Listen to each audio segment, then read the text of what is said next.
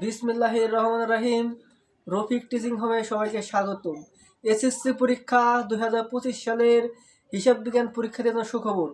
আমি তোমাদের মাঝে নিয়ে এসেছি হিসাব বিজ্ঞান পরীক্ষার্থীর জন্য সম্পূর্ণ ফ্রি ফুল কোর্স।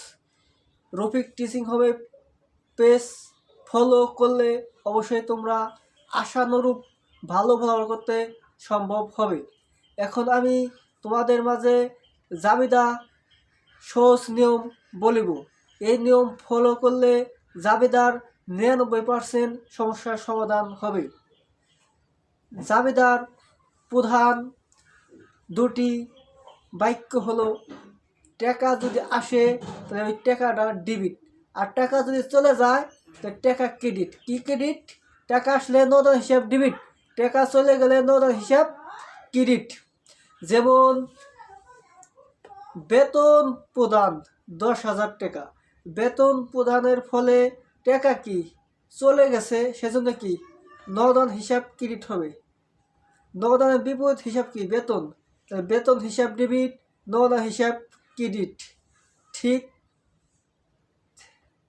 ঠিক তেমনিভাবে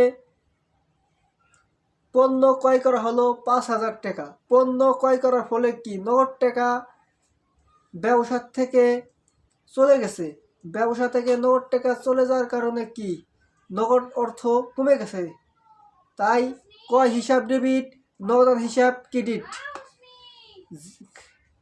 আবার ব্যাংকে জমা দেওয়া হলো 2,000 টাকা, ব্যাংকে জমা দেওয়ার ফলে নগদ টাকা নিজের কাছ থেকে চলে গেল, সেজন্য কে হবে? কে পাইলো? যে পাবে সে হবে ডেবিট। ব্যাংক হিসাব ডেবিট, নগদ হিসাব ক্রেডিট। অর্থাৎ টাকা যে পাবে সে পক্ষ হবে ডেবিট আর অন্য পক্ষ হবে ক্রেডিট।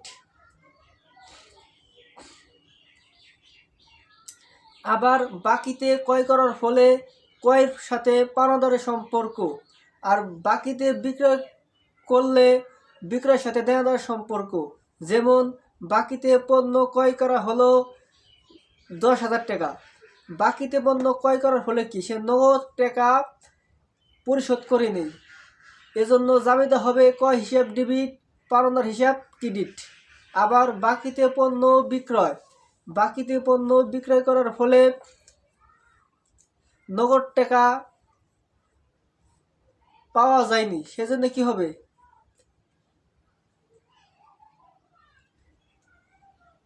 দেনাদার হিসাব ডেবিট, বিক্রয় হিসাব ক্রেডিট। আবার আসবাবপত্র ক্রয় করা হলো 10,000 টাকা, আসবাবপত্র ক্রয় করার ফলে নগদ টাকা চলে গেছে, তাহলে নগদ টাকা যে চলে গেল কিসের মাধ্যমে? আসবাবপত্র কেনার মাধ্যমে। তাহলে যার মাধ্যমে টাকা চলে গেল সেটা হবে ডেবিট। আসবাবপত্র হিসাব ডেবিট, নগদ হিসাব ক্রেডিট। কোনো সম্পদের পাশে যদি ক্রয় বিক্রয় লেখা থাকে, ওইটা ক্রয় বিক্রয় না গিয়ে আর ওই সম্পদ নামে যাবে। যেমন চেয়ার টেবিল ক্রয় করা হলো 5,000 টাকা, চেয়ার টেবিল কি সম্পদ হিসাব, তাহলে চেয়ার টেবিলকে বলা হয় হিসাব বিজ্ঞানের ভাষায় আসবাবপত্র হিসাব ডেবিট, নগদ হিসাব ক্রেডিট। কারণ চেয়ার টেবিল ক্রয় করার ফলে নগদ অর্থ চলে গেছে, এজন্য কি নগদ হিসাব ক্রেডিট। আর তার বিনিময়ে কি পেয়েছে?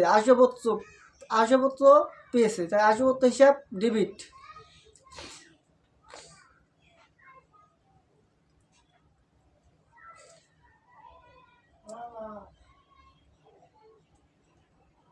এরকম সহজ সহজ ভিডিও পেতে রফিক টিচিং হোমে সঙ্গে পেজে যুক্ত থাকুন, এবং 2025 সালে এসএসসি পরীক্ষার্থীরা অবশ্যই তোমরা ভালো ফলাফল করতে পারবে এই আশা ব্যক্ত করে আজকের মতন ক্লাস সমাপ্তি।